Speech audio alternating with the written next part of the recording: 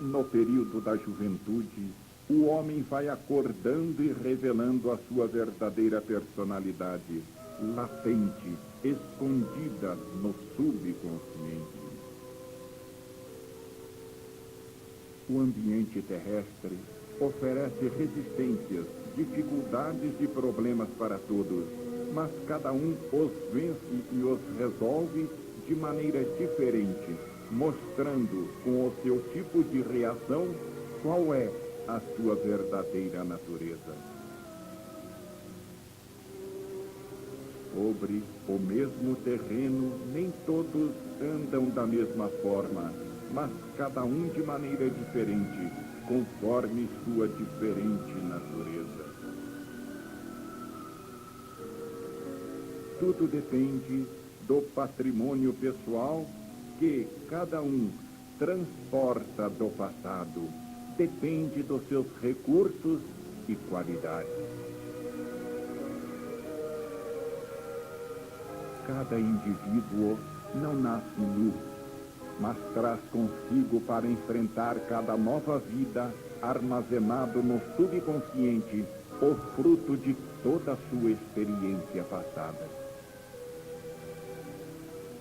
Na sua viagem no tempo, o ser traz como que uma mala que se vai enchendo sempre mais de nova sabedoria e capacidade.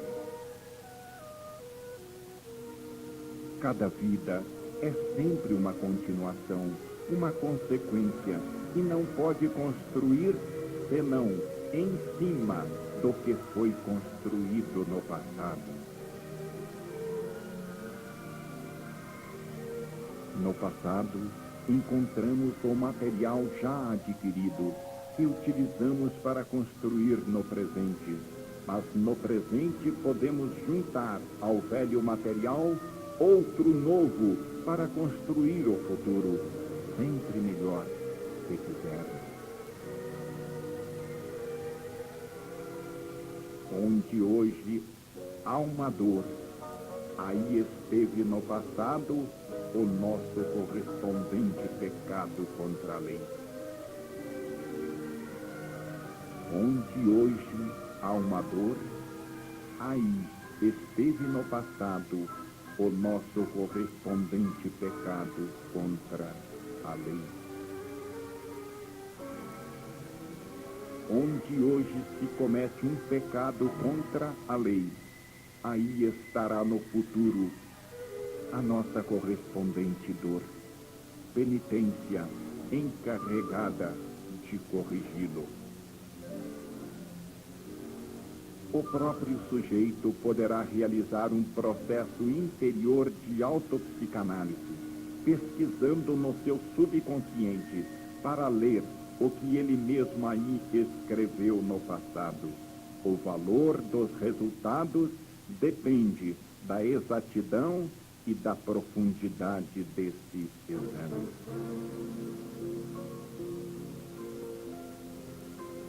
É o fato de conceber a vida e o destino como um fenômeno em evolução, em que passado, presente e futuro estão ligados pela lei e a lógica do amadurecimento do mesmo processo.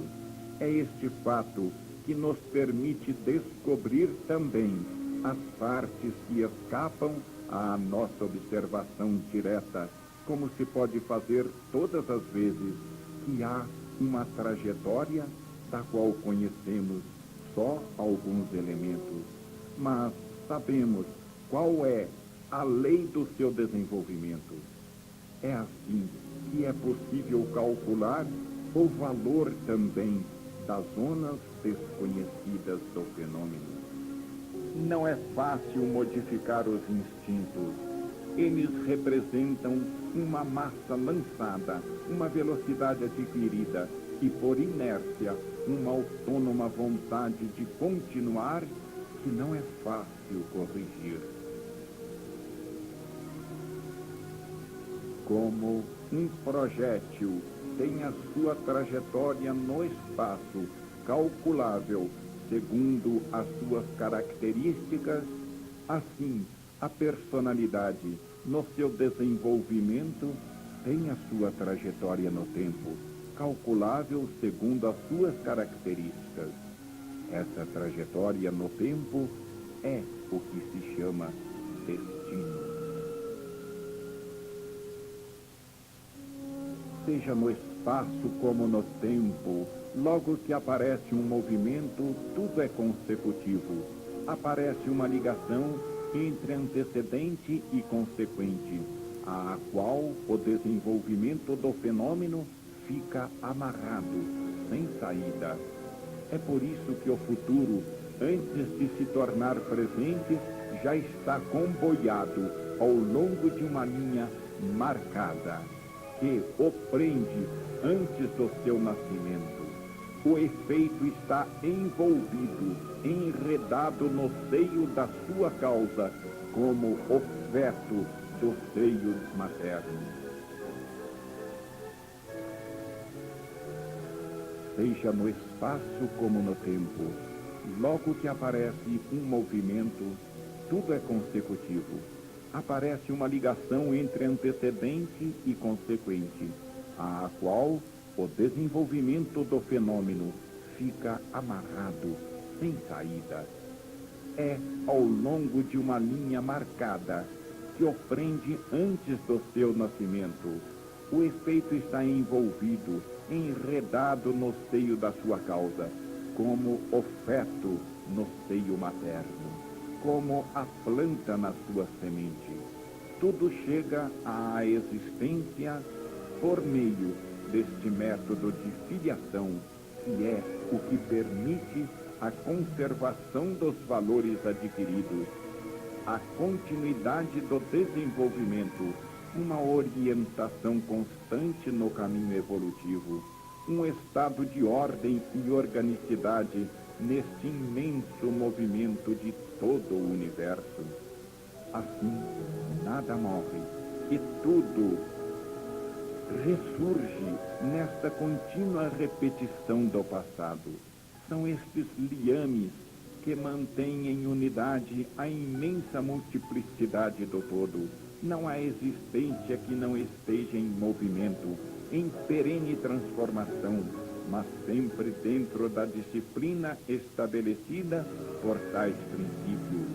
Assim nascemos, aprisionados pelo nosso passado, seja como indivíduos, seja como sociedade, constrangidos a andar de novo nos trilhos já percorridos, que no terreno da vida de contínuo escavamos com os nossos pés.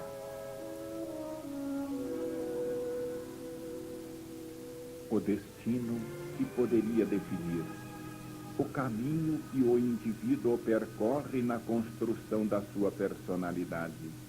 Os resultados dependem da escolha que ele faz dentro deste caminho, conforme ou contra a lei, aproximando-se ou afastando dela.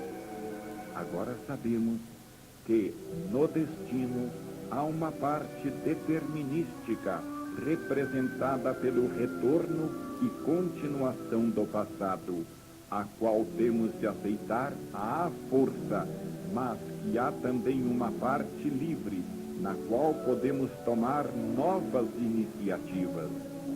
Então, se o passado foi errado e hoje nos esmaga, é possível libertar-nos dele, neutralizando-o, seja deixando que ele esgote o seu mau impulso e suportando com paciência os sofrimentos decorrentes, seja substituindo aos velhos hábitos contra a lei por outros novos, de acordo com ela. Eis o que fazem os inteligentes, os sábios. Demonstramos suficientemente que o segredo da felicidade está em nos libertar de nosso passado inferior, da animalidade, para avançar no caminho da evolução. Está em nos afastarmos sempre mais do inferno do antissistema, para nos aproximarmos do paraíso do sistema. O segredo da felicidade está em saber mudar o nosso destino de involuídos no de evoluídos. O peso das qualidades gravadas no passado, no subconsciente humano, individual e socialmente, é incrível. É ele que dirige a maior parte de nossa vida. Um dos maiores perigos para a vida social é o espírito de luta, ao qual o instinto está fortemente apegado. A humanidade terá de atravessar novas experiências que lhe ensinem uma conduta diferente do passado, outra lição mais adiantada, porque com a evolução estão mudando os valores e os pontos de referência de nossa ética. Trata-se de canalizar os velhos instintos, dirigindo-os para atividades criadoras, não destrutivas. Outro será o inimigo a combater, não o vizinho, mas os males que atormentam o mundo. É maravilhoso observar que o homem é constrangido a subir à força pelo impulso evolucionista. Com o desenvolver-se da inteligência e o progresso científico, a guerra a tal ponto transformou a sua técnica que ele não será mais possível.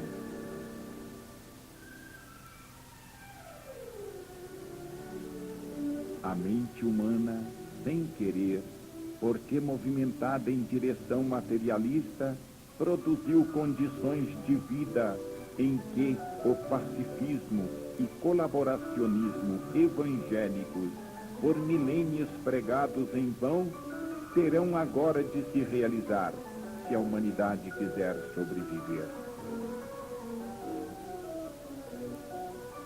Os atávicos produtos do subconsciente terão de se modificar, gerando novas qualidades, porque experiências apocalípticas estão prontas para corrigir os velhos instintos, ensinando uma nova lição.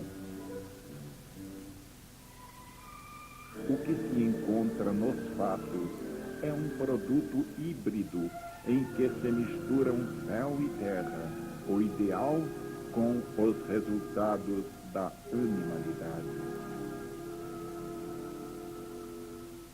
A pregação é uma coisa e a vida vivida é outra. A pregação é uma coisa e a vida vivida é outra. No seio das religiões aparecem fanatismo, sectarismo, intransigência, perseguição, etc. Então, é o subconsciente das massas que vence e os princípios superiores que perdem. As grandes verdades reveladas pertencem ao céu, do qual descem à terra, enquanto na terra a animalidade está bem radicada no seu ambiente natural, e para que neste aquelas verdades se possam tornar realidade, é necessário o consentimento das massas, que na terra, pela força do número, são bem poderosas. A involução da maioria se impõe a tudo em nosso mundo e não há coisa que lhe possa escapar. O homem atual vai procurando explicações ao acaso, culpando isto ou aquilo, sem entender nada das verdadeiras causas de um dado desenvolvimento do seu destino. É no período da maturidade que o indivíduo, acordando de um estado como de sonho, no qual ele era dirigido pelo subconsciente para um estado consciente, toma iniciativas novas, continuando o trabalho de reconstrução. É no período da maturidade que o indivíduo, acordando de um estado como que de sonho, no qual ele era dirigido pelo subconsciente para um estado consciente, toma iniciativas novas, continuando o trabalho de construção da sua personalidade, realizado no passado e armazenado no subconsciente. É o período dinâmico das novas experiências, a fase ativa da exploração e assimilação. É uma viagem do eu que se lança fora no mundo exterior, onde encontra choques, devora e assimila impressões.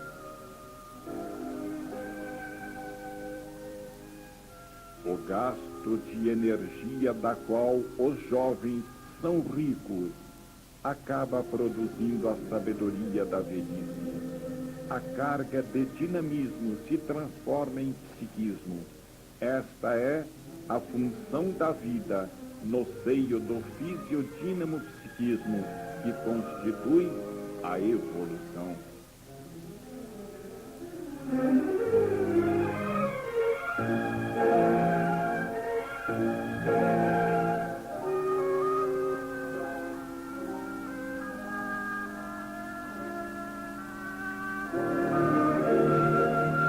Poder-se-ia então definir o fenômeno biológico como um processo de transformação da energia em conhecimento, pensamento e inteligência. O fenômeno biológico representa o trecho dinâmico psíquico dentro do transformismo. O fenômeno biológico representa o trecho dinâmico psíquico dentro do transformismo físico-dinâmico psíquico, que é o percurso da evolução. A sabedoria da velhice é o equivalente psíquico dos valores dinâmicos da juventude. Quando o indivíduo tem esgotado as suas energias por ter experimentado bastante, está rico de novas qualidades que valem o que ele perdeu como energia. Na velhice, o consciente adormece, se cristaliza de novo na inércia, mas o seu trabalho de toda a vida ficou filtrado no subconsciente, do qual estará sempre pronto a ressurgir para dirigir o ser no futuro, automaticamente, quando o consciente não estiver acordado para realizar o trabalho de continuar no futuro a construção realizada no passado. É este período ativo, no qual o eu está acordado no consciente, o período em que se pode realizar o esforço da subida e progredir no caminho evolutivo. Os outros períodos têm funções diferentes, de descanso ou compreensão, reorganização, assimilação profunda. É o período de consciência acordada na vida, o que é o mais independente do determinismo do subconsciente. Período não mais de repetição automática, mas de livre iniciativa do novo.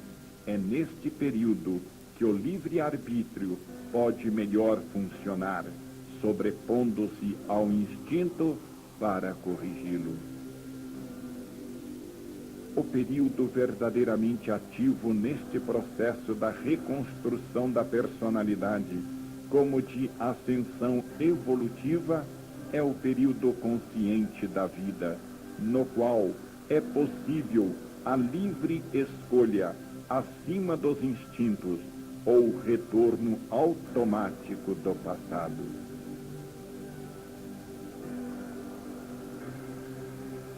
O livre-arbítrio que cada ser possui depende do nível da evolução por ele atingido, porque depende da medida na qual ele possui consciência, inteligência e conhecimento. Da evolução depende o grau de liberdade, isto é, de libertação do determinismo da lei, com que esta dirige os cegos involuídos. Liberdade só possível quando surgiu a consciência necessária para se autodirigir. Vemos as almas superiores ficarem com a mente acordada até a velhice, e quando se encarnam, desde a primeira meninice, acordarem. Vemos as almas superiores ficarem com a mente acordada até a velhice, e quando se encarnam, desde a primeira meninice, acordarem mais cedo do que é comum, constituindo os gênios precoces. Com a evolução, aumenta a zona da consciência e diminui a da inconsciência.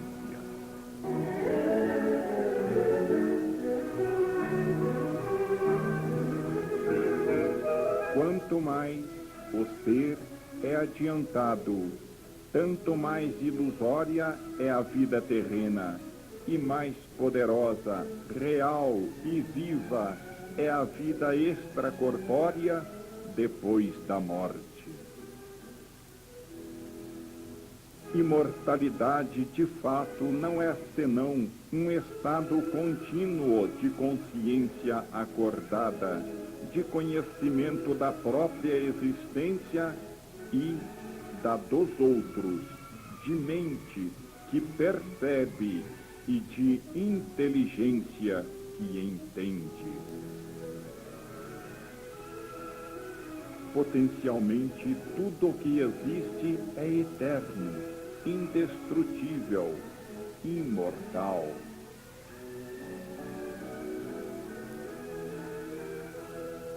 Estamos presos pelas consequências do nosso passado. Somos o que somos porque assim nos construímos nas vidas precedentes. Não podemos sair de nossa forma mental, já feita, e ela é o único instrumento que possuímos para entender e julgar. A nossa sabedoria atual é filha da escola que nola ensinou. Para os indivíduos, para os involuídos que não possuem ainda uma consciência para se dirigir, quem os impulsiona por um caminho certo para o seu futuro é o pensamento e a vontade da lei. O tipo de desenvolvimento da existência do ser já está escrito na lei, pela qual o percurso não pode ser senão um caminho de regresso. A diferença entre o evoluído e o involuído é que só o primeiro dirige conscientemente a sua vida. Esta é uma sabedoria que o ser tem de conquistar com o seu esforço como faz o menino para aprender a andar, caindo, levantando-se e caindo de novo. Mas aonde o conhecimento do ser não chega, aí funciona automaticamente a lei, que o leva na sua corrente. Se ele introduzir nesta os seus impulsos errados à procura de desvios, a lei o corrige com a dor. Observando como se processa a evolução, vemos que ela procede por tentativas. E é assim porque o seu caminho é percorrido por um ser ignorante que, exatamente através da sua experimentação, está conquistando o conhecimento. Uma vez que o indivíduo, com o seu livre-arbítrio, lançou tais forças, elas automaticamente caem no domínio da lei, que as canaliza, conforme seus princípios, em caminhos dos quais elas não podem sair e que têm de seguir até o seu esgotamento.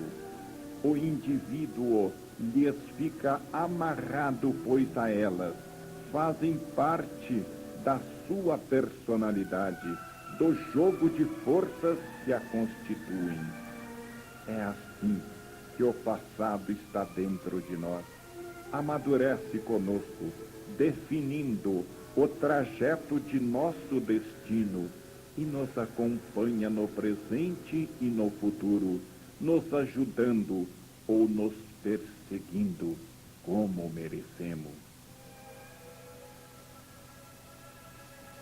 São as consequências do nosso passado na forma de nossas qualidades, se não as corrigirmos, o que nos faz sair vencidos ou vencedores. As forças que o indivíduo no passado movimentou com sua personalidade, agora o dirigem para preferências instintivas, as quais são o que orienta e governa sua vida. Cada um paga pelas suas culpas e não pelas dos outros, e é premiado pelas suas virtudes e não pelas dos outros. O impulso do qual depende o nosso destino é provido de elasticidade e adaptação, e ao mesmo tempo de uma poderosa vontade de se realizar, o que significa uma tendência e pressão constante que não pode deixar de atingir o seu objetivo.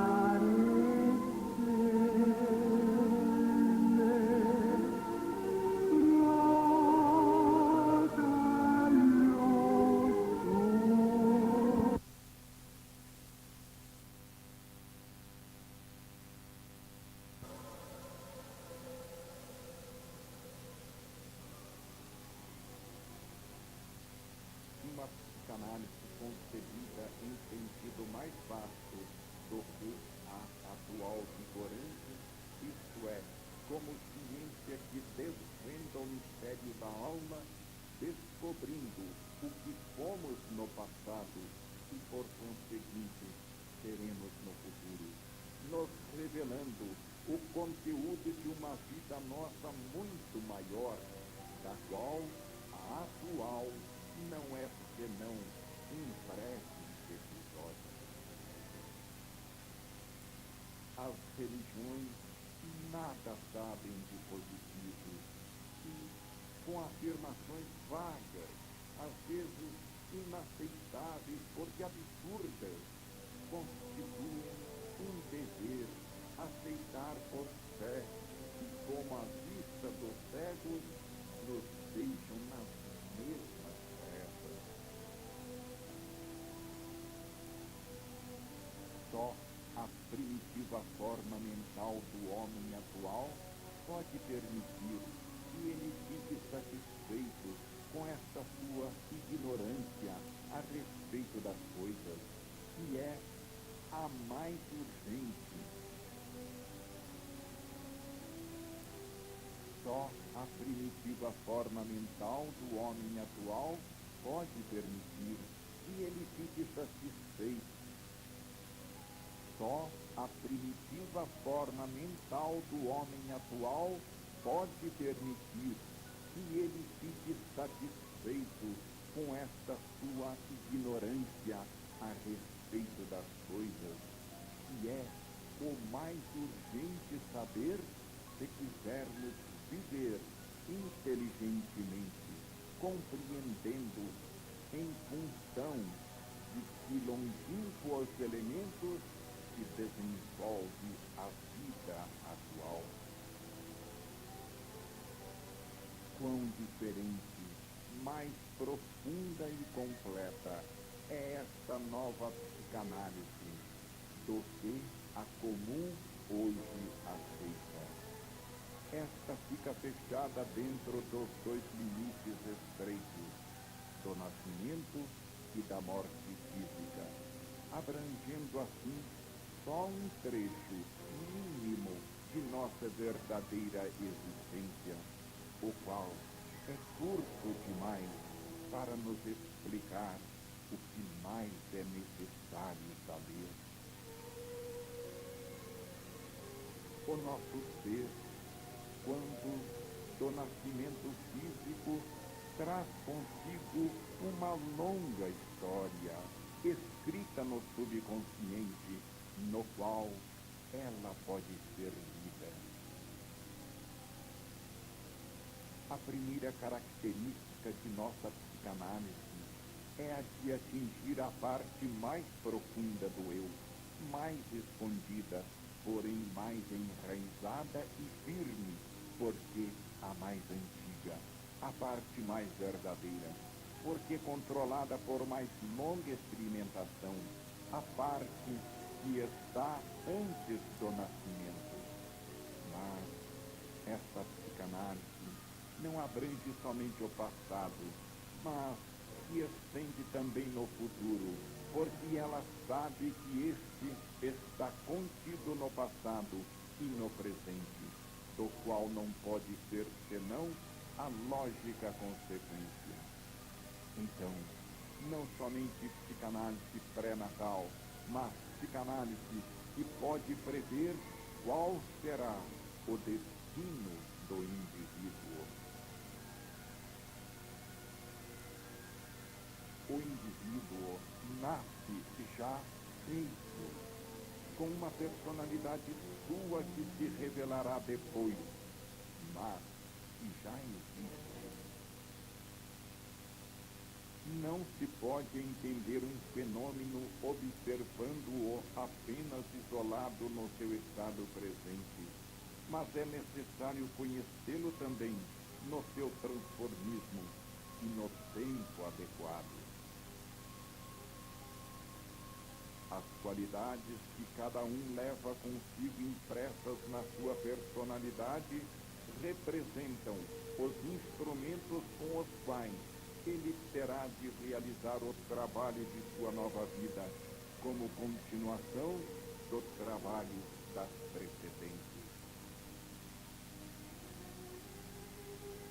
A psicanálise, através da leitura do subconsciente, estudando as características mais espontâneas do indivíduo, pode chegar à psicossíntese, que revela qual é a direção que ele tomou no trabalho de construção de sua personalidade. Apesar de que todos se movimentam ao longo do mesmo grande caminho da evolução, o de cada um é diferente do dos outros, mas para depois juntá-los em unidades coletivas, em que eles cooperam como elementos complementares. É lógico que a tendência da evolução seja de atingir o estado orgânico, porque o ponto final dela é o sistema, que é uma unidade orgânica. A vida vai sempre mudando, em todo momento apresentando a cada um problemas novos a resolver, novas experiências a realizar, novas lições a aprender. Cada um evolui com os recursos que possui, de modo diferente.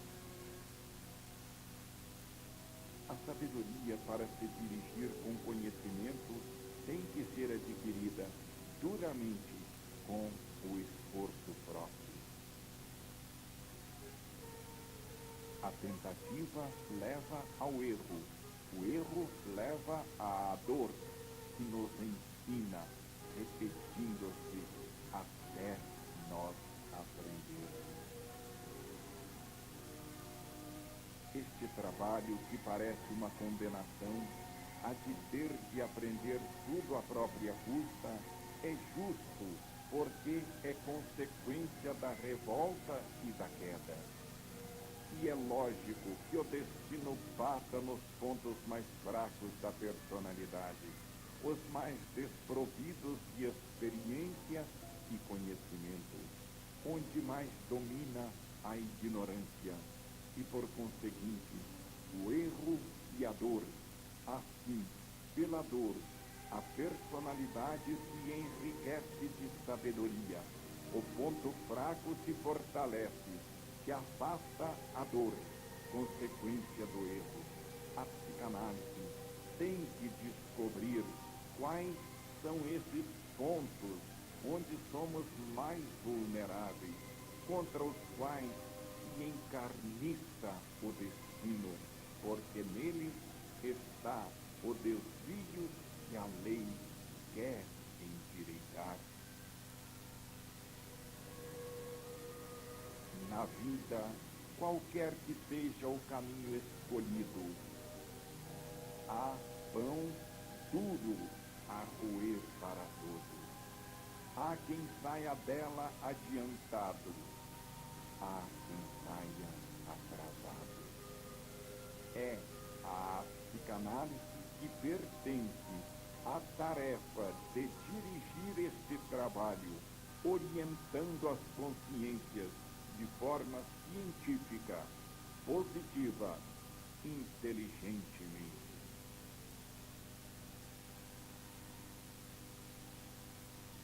Na vida, qualquer que seja o caminho escolhido, há pão duro a roer para todos. Há quem saia dela adiantado, há quem saia atrasado. É a psicanálise que pertence à tarefa de dirigir este trabalho, orientando as consciências de forma científica, positiva, inteligente.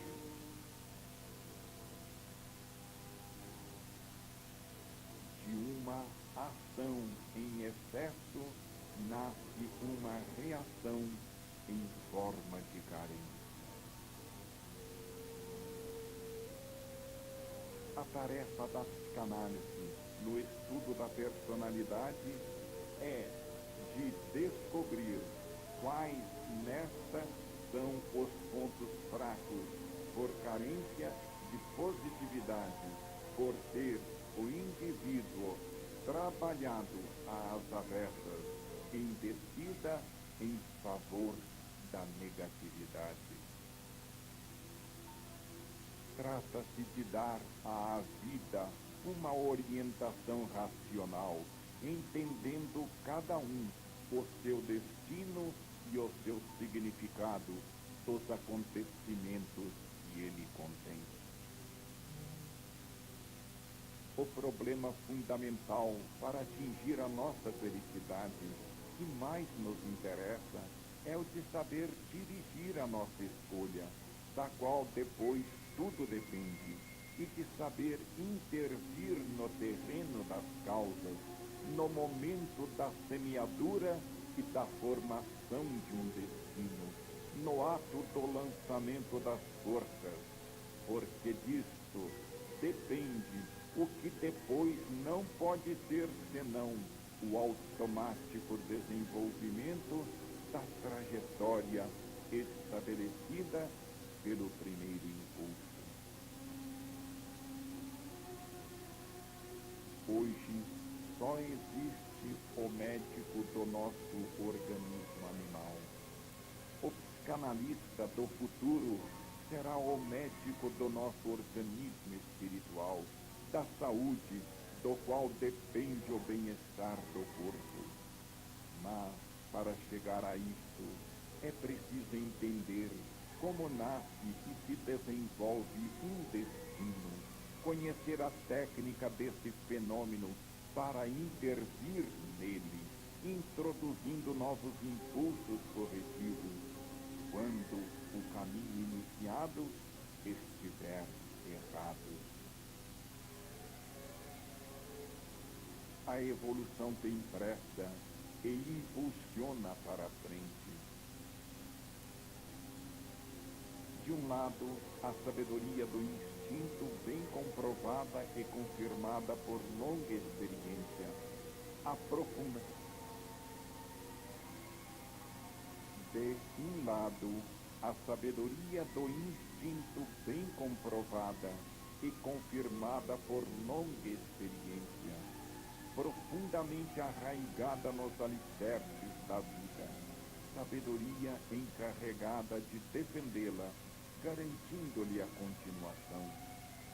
De outro lado, a sabedoria do homem consciente, conquista nova, que se coloca acima do instinto, destinada não a conservar o passado, mas a explorar o futuro. Quanto pior tenha sido o nosso passado, tanto maior é o peso da carga que temos de trazer às costas, que nos paralisa no caminho da subida. As forças que uma vez movimentamos, agora nos acompanham, ajudando ou perseguindo, como pessoas vivas.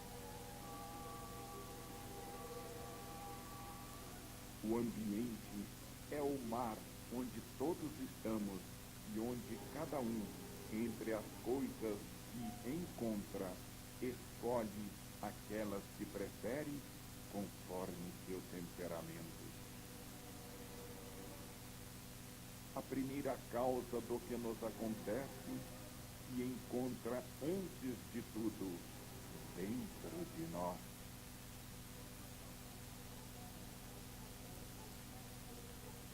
Seria suprema injustiça de Deus que aos outros fosse entregue o poder de nos infligir um destino por nós não merecido. Se aos outros fosse dado o arbítrio de modificar o nosso destino à vontade, eles poderiam alterar o caminho da evolução, destruindo a responsabilidade do indivíduo e a justiça de Deus.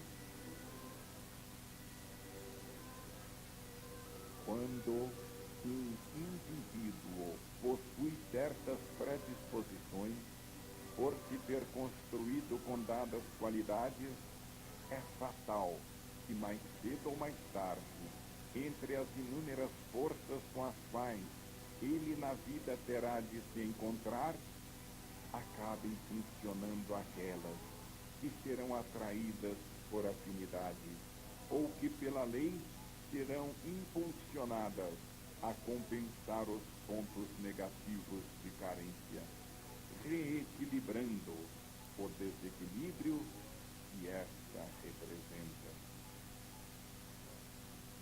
O conteúdo do subconsciente da atual maioria humana o prova o cinema, o tipo de crônica nos jornais e romances mais difundidos, dos quais o público mais gosta.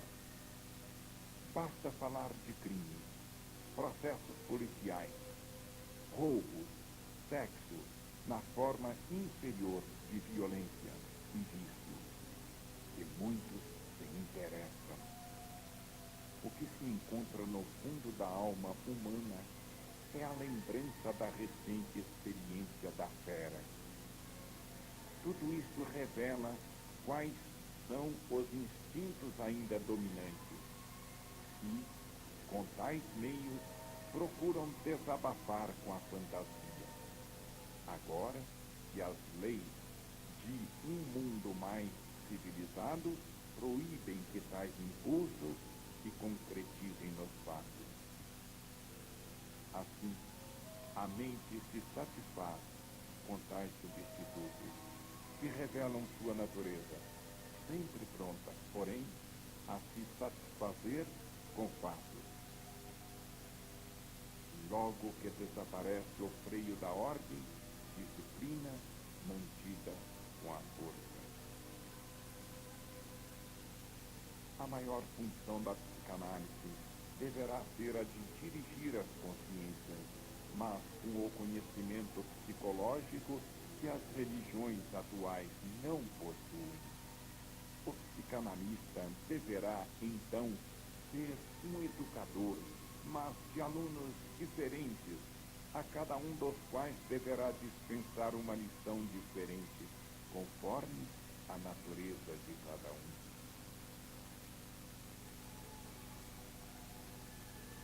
O psicanalista deverá ser psiquiatra, confessor, amigo, confidente, mestre, salvador, deverá possuir intuição para penetrar os segredos da alma, melhor do que o próprio sujeito conheça ou saiba explicar.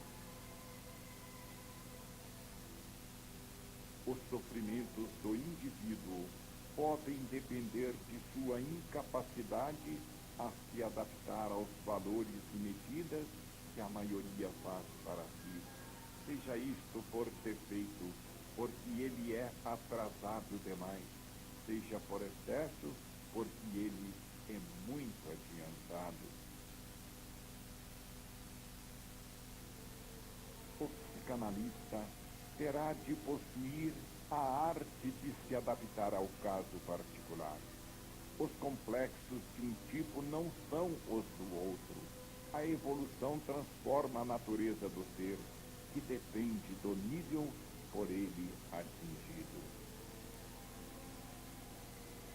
Às vezes, um indivíduo pode parecer doente, enquanto ele só se encontra em fase de deslocamento de um nível biológico para outro, envolvido numa crise de crescimento, que não é doença, mas trabalho criador bem sadio. Então, psicodiagnose e tratamento terão de ser diferentes. A primeira coisa que faz uma lei religiosa ou civil é a de estabelecer a sua sanção punitiva pelo não cumprimento. O que se presume, então, não é a obediência, mas a evasão. O homem isolado, por ser o mais fraco, não possui sanções contra as religiões ou os governos. O homem honesto se coloca fora da regra, da luta e do ataque e defesa, em que se baseia a vida da terra. Na prática, o nosso mundo julga o homem honesto como um fraco, de que é bom aproveitar, um deficiente que não sabe vencer, um doente mental. Um sistema de conduta pode ser produtivo e, por isso, aceito até um dado nível de evolução, além do qual se torna contraproducente para os objetivos que a vida quer atingir, e então esta o abandona. A vida está pronta a abandonar um método quando este não lhe seja mais útil, para o substituir por outro mais vantajoso. Podemos agora entender o que representa o biótipo de homem honesto relativamente às leis do nível biológico da humanidade. Tal biótipo representa uma antecipação da evolução, pertencendo, por isso, a um plano de vida mais adiantado, ao qual, porém, terão de chegar também aos outros. Podemos agora entender o que representa o biótipo de homem honesto e relativamente às leis do nível biológico da humanidade. Tal biótipo representa uma antecipação da evolução, pertencendo, por isso, a um plano de vida mais adiantado, ao qual, porém, terão que chegar também os outros, a maioria humana que agora o condena, porque ela vive num outro nível de evolução. Neste ambiente, ele se encontra como um desterrado, movido por impulsos que poucos compartilham, por instintos fora de série, que o deixam parecer um ser avulso da realidade, um inexperiente, um doente mental.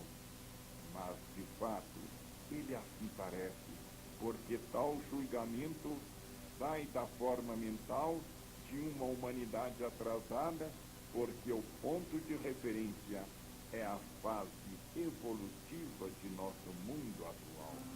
O método do homem representa o que será a vida do homem. O método do homem representa o que será a vida do homem de amanhã. Então, a dele é somente posição de inferioridade relativamente à atrasada fase evolutiva de nossa humanidade atual. Mas, em função da história desta, aquela é uma posição de superioridade. Um ser de grande inteligência e bondade é um desprezível inapto no mundo de feras. Não possuindo armas, base da vida, ele será devorado. O método do homem representa o que será a vida do homem de amanhã. Então, a dele é somente posição de inferioridade relativamente à atrasada fase evolutiva de nossa humanidade atual. Mas, em função da história desta, aquela é uma posição de superioridade. Um ser de grande inteligência e bondade é um desprezível, inapto, num mundo de feras. Não possuindo armas, base da vida, ele será devorado. Todavia, representa o germe do futuro desenvolvimento da humanidade, a única esperança e meio que esta possui para sair da barbárie. Este biótipo representa o progresso. Se o mundo está contra ele, as forças da evolução estão a seu favor.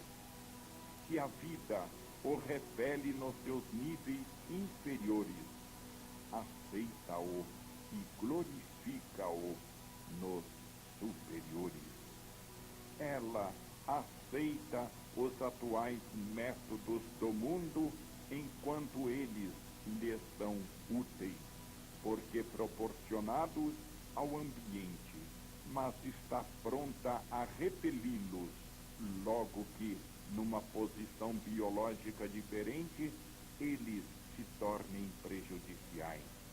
Então, será quando o homem desprezado triunfará. A inteligência da vida usa um método muito eficaz para educar, convencendo sem constrangimento, com todo o respeito pela liberdade do ser. A vida o deixa errar à vontade, correndo atrás das suas miragens.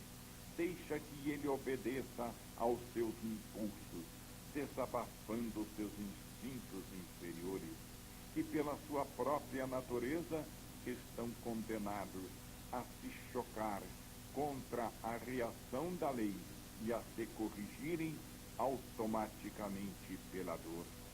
É o próprio homem que, pela sua natureza, carrega a sua punição. Sua cobiça insaciável e espírito de egoísmo e revolta o levam ao abuso, que representa o erro em que é mais fácil cair e que abre as portas à dor, encarregada de o corrigir.